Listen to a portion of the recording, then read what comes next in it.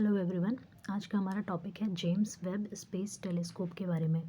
तो ये न्यूज़ में क्यों था, तो अभी हाल ही में क्या हुआ है कि जेम्स वेब स्पेस टेलीस्कोप है, इसको नासा के द्वारा 25 दिसंबर 2021 को स्पेस के लिए मतलब इसे रवाना किया गया है। तो हम इसके बारे में समझेंगे कि ये टेलीस्कोप क्या है और इसकी हमें ज़रूरत क्यों पड़ी। तो देखिए, इंसान क्या है, क्यूरियोसिटी होती है इंसान में, ठीक है। क्यूरियोसिटी हर चीज़ को जानने की, कि ये क्या है, इस धरती का विकास कैसे हुआ है, इसका उत्पत्ति कैसे हुई है, इन सब क्वेश्चंस को। तो ये क्वेश्चंस शुरू से ही मानवों में उत्पन्न होते रहे हैं कि ये सब चीज़ें कैसे होती हैं। तो जैसे जैसे साइंस का विकास होता गया, लोगों ने प्रगति की, टेलीस्कोप्स का निर्माण हुआ। तो टेलीस्कोप का निर्माण हुआ तो सबसे पहले गैलीलियो ने जिस टेलीस्कोप का निर्माण किया, तो उन्होंने प्लैनेट्स को देखा, इन्होंने ग्रहों को देखा, और ये सूर्य को तो हम सब देख सकते थे। तो इन्होंने इस तरह से जब जैसे जैसे साइंस का आगे बढ़ती गई, उसमें से ये पता चलता गया कि जैसे कैसे प्लैनेट्स हैं जो सूर्य की चारों ओर चक्कर लगाते हैं। तो इसी ब्रह्मांड की गुत्थियों को और भी ज़्यादा समझने के लिए ये 1990 के आसपास एक टेलीस्कोप बनाया गया, जिसका नाम रखा गया था हबल स्पेस टेलीस्कोप।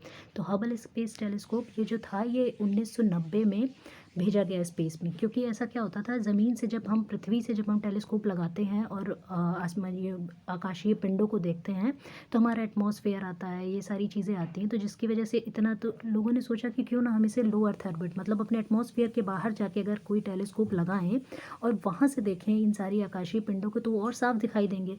तो बस इसी मतलब इसी लॉजिक को इसको आगे बढ़ाते हुए इन्होंने क्या किया कि लो अर्थ ऑर्बिट, जो कि हमारे एटमॉस्फेयर के बाहर जाके वहाँ पे टेलीस्कोप लगाया, जिससे कि हम बाहरी आकाशीय पिंडों को देख सकें।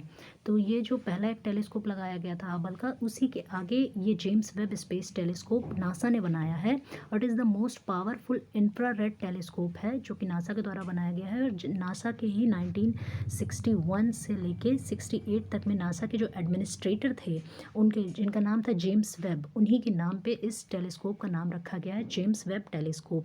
तो अब आगे देखते हैं कि इसकी खासियत क्या है। तो it is also considered as a successor of Hubble space telescope. ये तो एक इस हबल स्पेस टेलीस्कोप जो पहले भेजा गया था, उसका सक्सेसर माना जा रहा है, and will extend and complement its discoveries. तो हबल स्पेस टेलीस्कोप ने जो भी डिस्कवरीज की हैं, उन्हीं को ये क्या करेगा, आगे बढ़ाएगा और उनको कॉम्प्लीमेंट करेगा।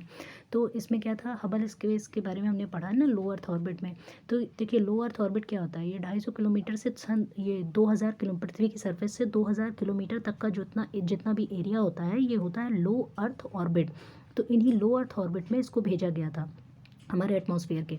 तो Hubble space telescope has made more than 104 million observation. तो जब तक ये 1990 में भेजा गया, सोचिए आज तक इसने कितने ऑब्जर्वेशंस किए, 101.4 मिलियन ऑब्जर्वेशंस किए, including tracking interstellar object. Interstellar object क्या होते हैं कि जैसे हमारा ये सूर्य है, सूर्य के चारों ओर जो भी हमारे ग्रह चक्कर लगा रहे हैं, तो सूर्य का प्रकाश जहाँ जहाँ तक जाता है, उसे बोलते हैं हेलियोस्फीयर। तो इस हेलियोस्फीयर, तो ये इतना पूरा, ये जो हेलियोस्फीयर, जो सूर्य का ये जो क्षेत्र है, ये क्या है, हमारा सोलर सिस्टम है। हमारे सोलर सिस्टम के बाहर कई और सोलर सिस्टम्स हैं जो हमारी गैलेक्सी में आते हैं।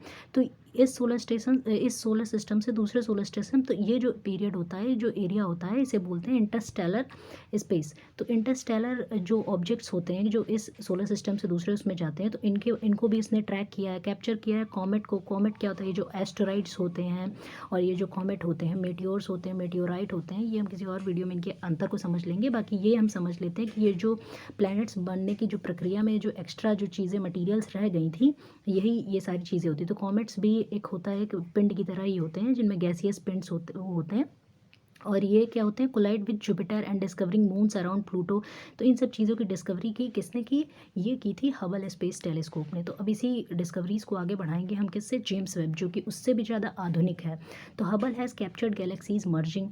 तो हबल ने क्या कैप्चर किया था, जो गैलेक्सीज आपस में इंटरेक्ट करती हैं, जैसे गैलेक्सीज हैं, तो ये गैलेक्सीज आपस में मिल के जाती हैं, तो बड़ी गैलेक्सी, मतलब उन दो गैलेक्सियों का फिर अस्तित्व समाप्त हो जाता है। फिर probe super massive black holes के बारे में, जो ब्लैक होल वो होते हैं कि जिनके अंतर्गत प्रकाश भी उनके बाहर नहीं निकल सकता, मतलब ब्लैक होल अपने आप में हर चीज़ को समाहित कर लेते हैं। ब्लैक होल से कोई भी चीज़ बाहर नहीं निकल सकती है।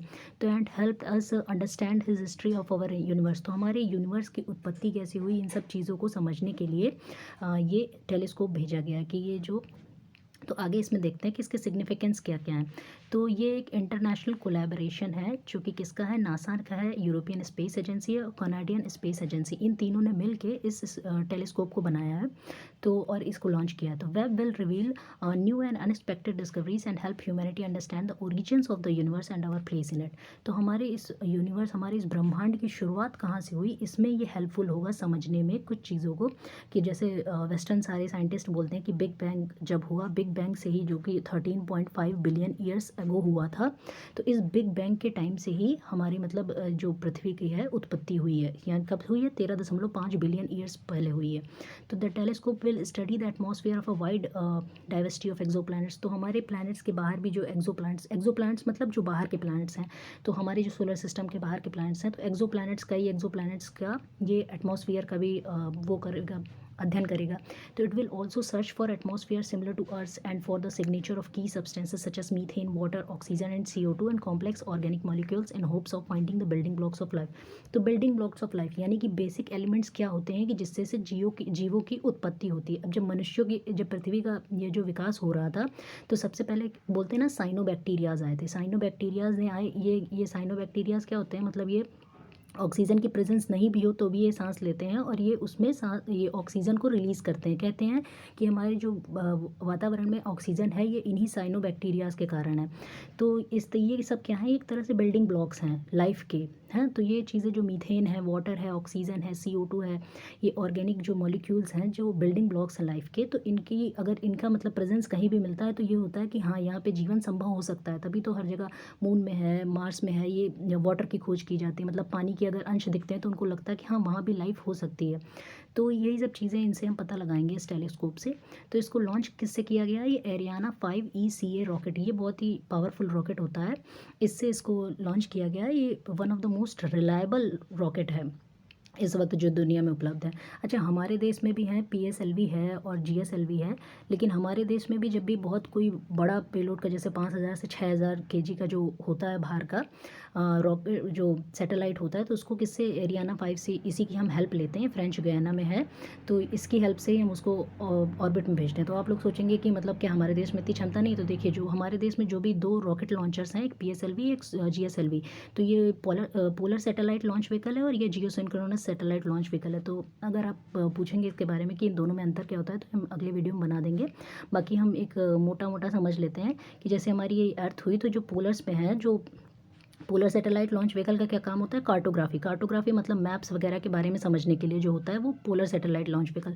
तो अप टू 57 मतलब 1750 kg के जो पेलोड्स का जो व्यवहार होता है वो हम PSLV के थ्रू मतलब भेज सकते हैं। वो भी कहाँ, लो अर्थ ऑर्बिट में मतलब लगभग 600 किलोमीटर की ऊंचाई तक हम इसको PSLV से भेज सकते हैं। और GSLV में क्या होता है, GSLV होता है जियोसिंक्रोनस। GSLV का यूज़ होता है कम्युनिकेशन सैटेलाइट्स में, कम्युनिकेशन में जैसे ये भी जो भी हमारा जो TV के थ्रू प्रसारण होता है ना, ये सब जियोसिंक्रोनस लॉन्च व्हीकल, मतलब जियोसिंक्रोनस जो सैटेलाइट्स होते हैं ना, ये मतलब ऑर्बिट, हमारे अर्थ के ऑर्बिट में ही इनको स्थापित किया जाता है। तो इन्हीं की वजह से हमारी जो TV वगैरह में कम्युनिकेशन है, हमारा जो मतलब फ़ोन वगैरह का कम्युनिकेशन है, ये इनके GSLVs के मदद से होता है।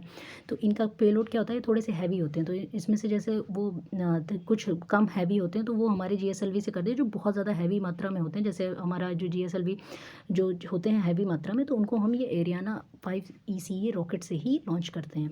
तो चलिए आप आगे देखते हैं।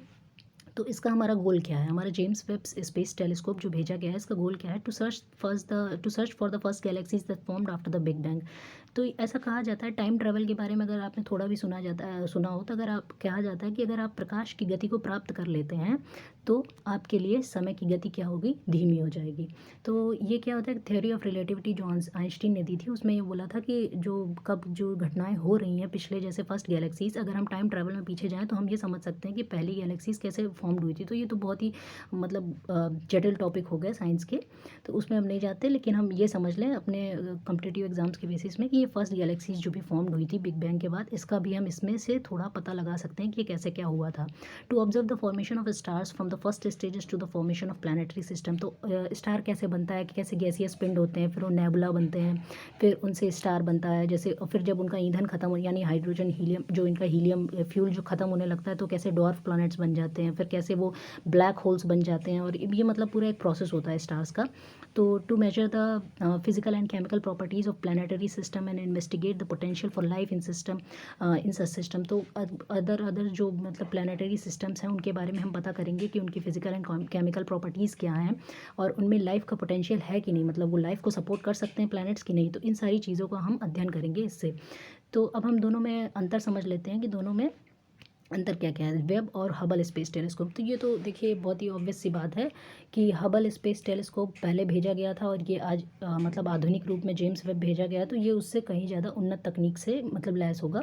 तो इसमें वेवलेंथ हम देख लेते हैं। तो अच्छा, वेवलेंथ और फ्रिक्वेंसी एक दूसरे के क्या होते हैं, इन्वर्सली प्रोपोर्शनल होते हैं। अगर फ्रिक्वेंसी ज़्यादा होगी तो वेवलेंथ कम होगी। तो इसमें देखिए क्या समझते हैं, the James Webb space telescope will observe primary in the infrared range. Infrared range, अच्छा इंफ्रारेड रेंज के बारे में हम ये थोड़ा सा देख लेते हैं, ये कौन कौन सी रेंज होती है। देखिए सबसे पहले जो इलेक्ट्रोमैग्नेटिक रेडिएशन का जो स्पेक्ट्रम होता है उसमें जो पहली रेंज में आता है, सबसे पहली जो वेवलेंथ होती है वो रेडियो होती है। रेडियो वेवलेंथ बहुत ज़्यादा होती है, इसकी फ्रिक्वेंसी कम होती है। फिर उसके बाद माइक्रोवेव, फिर ये इंफ्रारेड। तो ये हमारा जो जेम्स वेब स्पेस टेलीस्कोप है ये इंफ्रारेड रेंज में आएगा। फिर उसके बाद विजिबल लाइट, विजिबल सोचिए पूरे इलेक्ट्रोमैग्नेटिक स्पेक्ट्रम में हम जो अपनी आंखों से देख सकते हैं वो इतनी रेंज होती है, विजिबल रेंज, इसे हम अपनी आंखों से देख सकते हैं। उसमें भी ये विबग्योर, ये रेड लाइट, और ये जिसकी रेड में सबसे ज़्यादा इसकी वेवलेंथ होती है और वॉयलेट की सबसे कम वेवलेंथ होती है। फिर ये अल्ट्रा वायलेट आ जाता है जिसको हमारा ये पराबैंगनी किरणें जिनको रोक देती हैं हमारी ओजोन की लेयर, और फिर ये एक्स रेज और ये गामा रेज आती हैं। तो हम इसमें देखिए देख सकते हैं कि रेडियो वेव्स का यूज़ देखिए कम्युनिकेशन में वगैरह में होता है, मोबाइल ये टावर्स में माइक्रोवेव्स जो यूज़ होते हैं, इंफ्रारेड का यूज़ इसमें होता है, टीवी रिमोट्स वगैरह में होता है। विजिबल लाइट ये हो गई, अल्ट्रा वायलेट जो सूर्य से निकलती है, एक्स रेज जो हम चेस्ट मेडिकल साइंस में यूज़ होता है, गामा रेज का न्यूक्लियर इसमें रेडियो एक्टिव वेव्स होती है ना। तो अब हम इसमें ये आपने देख लिया कि स्पेक्ट्रम, तो हमारा ये जेम्स वेब स्पेस टेलीस्कोप किस में है, ये सॉरी ये इंफ्रारेड वेव्स में है। ओके, तो अब हम इसमें आगे देखते हैं। तो ये इंफ्रारेड इसमें आता है और इसका कवरेज क्या है, ये 0.6 से 28 माइक्रोन्स की ये रेंज में आता है, इतना इसका कवरेज है। The instruments on Hubble see mainly in the ultraviolet and visible part of the spectrum. It covers, जो हबल में जो इंस्ट्रूमेंट लगा हुआ था वो मेनली अल्ट्रावायलेट और जो विजिबल रेंज में था उसमें भी इसकी जो लेंथ थी बहुत मतलब मिनिस्क्यूल थी, जैसे 0.2 से 2.5 माइक्रोन। और इसकी देखिए इसका जो रेंज है वो ज़्यादा है, 0.6 से 28 माइक्रोन्स। और फिर the infrared region of the electromagnetic spectrum covers the length range from approximately 0.7 to few 100 microns. इतनी मतलब उसकी पूरी रेंज होती है जिसमें से इतना 0.6 से 28 माइक्रोन्स हमारा ये James Webb space telescope cover कर रहा है। तो अब हम इसमें आगे बढ़ते हैं। इसका साइज़ क्या है, थोड़ा सा ये टेक्निकल टर्म्स हैं जिसमें हम देख लेते हैं कि इसमें जो मिरर यूज़ किया गया है, जिसमें हम फर्स्ट पे उसमें हमने उसकी पिक्चर देखी थी, जो मिरर यूज़ किया गया है वो 6.5 मीटर डायमीटर का ये मिरर यूज़ किया गया है, जबकि हबल में 2.4 मीटर डायमीटर का ही था। तो मतलब इसका डायमीटर ज़्यादा है तो ज़्यादा चीज़ों को कैप्चर कर सकता है, ये तो ऑब्वियस बात है। फिर Webb's near and mid infrared instrument will help study the first form galaxies, exoplanets and birth of stars. जो इसका नियर और मिड इंफ्रारेड जो इंस्ट्रूमेंट्स हैं वो किस में हेल्प करेंगे, फर्स्ट फॉर्म जो गैलेक्सीज जो बहुत पहले जब मतलब बिग बैंग हुआ होगा उस टाइम पे जो पहली गैलेक्सीज फॉर्म हुई होंगी, फिर एक्सोप्लैनेट्स जो बने होंगे, फिर उसके बाद स्टार्स का कैसे बर्थ हुआ, इन सब चीज़ों के बारे में होगा। और Hubble can see the equivalent of toddler galaxies and while Webb telescope will be able to see baby galaxies. तो इनके बारे में ये देख सकेगा। अदर मेजर कुछ और भी हम मेजर जो इंफ्रारेड टेलीस्कोप आज तक मतलब स्पेस में भेजे गए उनके बारे में देख लेते हैं। तो एक हर्शल स्पेस ऑब्जर्वेटरी टेलीस्कोप था, it is an infrared telescope launched in 2009 by the ESA। ये यूरोपियन स्पेस एजेंसी ने भेजा था, कब भेजा था, 2009 में भेजा था। तो इसके बारे में एक एक्स्ट्रा जानकारी के रूप में हम इसको जान सकते हैं। इसमें भी देखिए इसके जो मिरर का डायमीटर था वो कितना था, 3.5 डायमीटर था, और ये इससे वेब से कम था, सबसे ज़्यादा मतलब वेब का ये 6.8। तो it also orbits the sun similar to the how Webb would. तो मतलब जैसे वेब है, वेब को जैसे लैग्रेंजे पॉइंट 2 में, लैग्रेंजे पॉइंट तो अच्छा आप समझते हो जैसे जो मतलब जैसे दो सन है, अर्थ है, इन दोनों का जहाँ ये जो अट्रैक्शन फोर्सेस होते हैं जो जहाँ पे मिनिस्कुअल होते हैं वहाँ पे लैग्रेंजे पॉइंट होते हैं। तो ऐसे 4 लैग्रेंजे पॉइंट हैं जहाँ पे सन और अर्थ का दोनों का जो अट्रैक्शन वाला फोर्स होता है वो एक तरह से मिनिस्कुअल आके लग जाता है। तो इस लैग्रेंजे पॉइंट 2 में इसको स्थापित किया गया है। तो यहाँ पे हम आगे देखेंगे, ये Herschel is the wavelength range, wave goes from 0.8। तो मतलब इसकी जो हर्शल से इसकी जो वेवलेंथ रेंज है वो भी 0.26 2.5 माइक्रोन से, मतलब ये उससे अलग है। तो यहाँ पे हम अपना वीडियो ख़त्म करते हैं।